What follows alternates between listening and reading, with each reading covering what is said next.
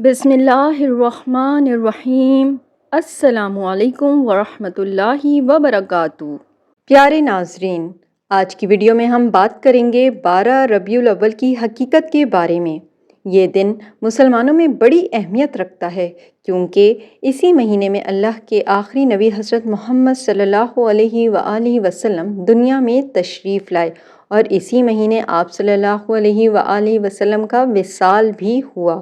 لیکن سوال یہ ہے کہ اسلام میں اس دن کا اصل تصور کیا ہے؟ آئیے جانتے ہیں قرآن و حدیث اور علماء کی تعلیمات کی روشنی میں۔ سب سے پہلے جانتے ہیں تاریخی پس منظر۔ نبی کریم صلی اللہ علیہ وآلہ وسلم کی پیدائش عام الفیل میں مکہ مکرمہ میں ہوئی۔ زیادہ تر علماء کے مطابق یہ واقعہ ربیع الاول کے مہینے میں ہوا۔ تاریخ کے بارے میں اختلاف پایا جاتا ہے۔ بعض روایات 8، بعض 9، بعض 10 اور بعض 12 ربیع الاول کی تاریخ بتاتی ہیں، لیکن سب سے مشہور اور عوام میں رائج تاریخ 12 ربیع الاول ہے۔ یہی نہیں، آپ صلی اللہ علیہ وآلہ وسلم کا وصال بھی ربیع الاول کے مہینے میں ہوا اور زیادہ تر روایات کے مطابق تاریخ بھی 12 ربیع الاول ہی تھی۔ آئیے پہلے نظر ڈال لیتے ہیں کہ عام الفیل کیا ہے۔ عام الفیل عربی کا لفظ ہے جس کا مطلب ہے ہاتھیوں والا سال۔ یہ وہ سال تھا جب یمن کا بادشاہ ابراہہ ایک بڑا لشکر لے کر مکہ پر چڑھائی کے لیے آیا۔ اس کے ساتھ ہاتھی بھی تھے جنہیں اس نے خانہ کعبہ کو گرانے کے لیے استعمال کرنا چاہا، لیکن اللہ تعالیٰ نے اپنی قدرت سے ان کے منصوبے کو ناکام بنایا اور قرآن مجید کی سورۃ الفیل میں اس واقعے کا ذکر کیا۔ سورہ فیل کی پہلی آیت کا ترجمہ: کیا آپ نے نہیں دیکھا کہ آپ کے رب نے ہاتھی والوں کے ساتھ کیا کیا؟ اللہ تعالیٰ نے چھوٹے چھوٹے پرندے ابابیل بھیجے جنہوں نے کنکریاں پھینک کر ابراہہ کے لشکر کو تباہ کر دیا۔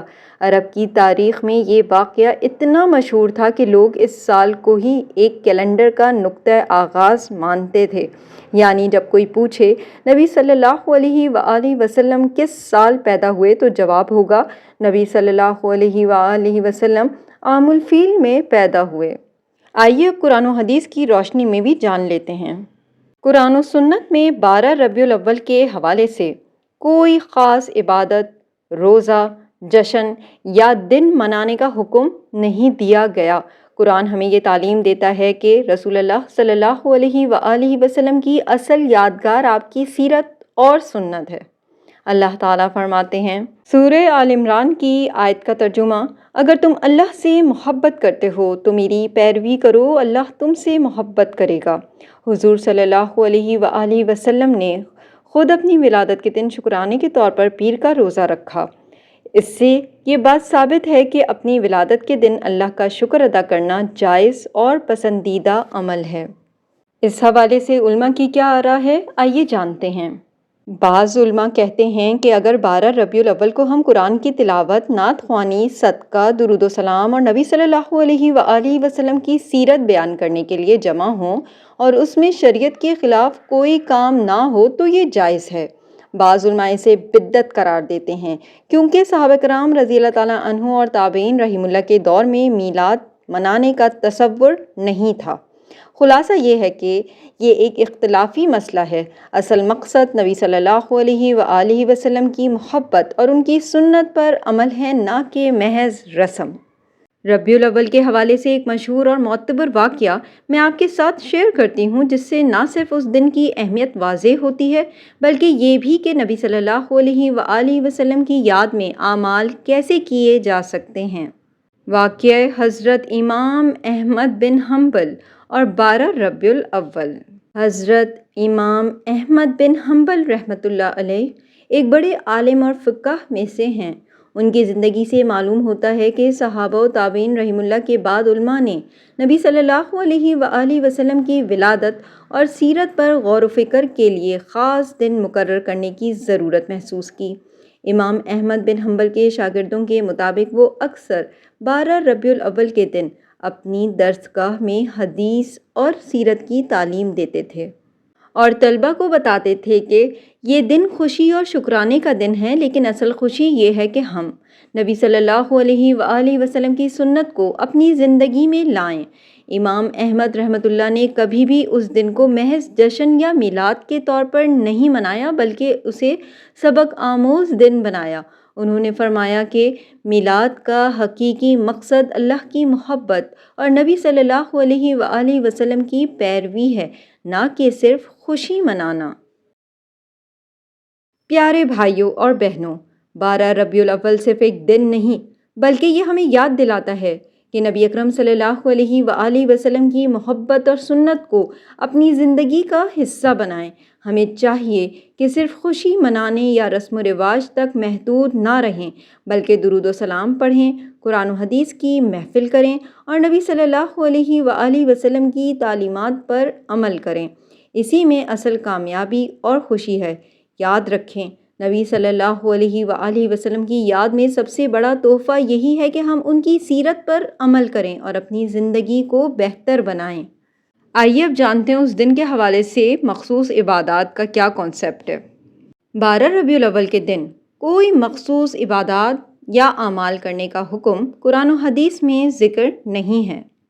ثواب کی نیت سے اعمال جان لیتے ہیں۔ کسی بھی دن، چاہے وہ ربیع الاول ہو یا کوئی اور دن، ہم اللہ کے لیے نیک اعمال کر سکتے ہیں۔ مثال کے طور پہ قرآن پڑھنا، نفل نماز، صدقہ دینا، درود سلام پڑھنا، کسی کی مدد کرنا۔ یہ اعمال اللہ کے نزدیک ہر دن قبول ہیں، کیونکہ اصل شرط نیت خالصہ ہے۔ بعض لوگ اس دن درود و سلام پڑھنے یا نبی صلی اللہ علیہ وآلہ وسلم کی سیرت بیان کرنا ثواب کے لیے کرتے ہیں۔ یہ جائز ہے کیونکہ یہ اعمال ہر دن کیے جا سکتے ہیں، مگر یہ یاد رکھنا ضروری ہے کہ یہ دن بذات خود عبادت کا دن نہیں، بلکہ نبی صلی اللہ علیہ وآلہ وسلم کی یاد اور محبت کے لیے ایک موقع ہے۔ کیا ہے سیرت النبی صلی اللہ علیہ وآلہ وسلم کا اصل پیغام؟ آئیے آگے جانتے ہیں۔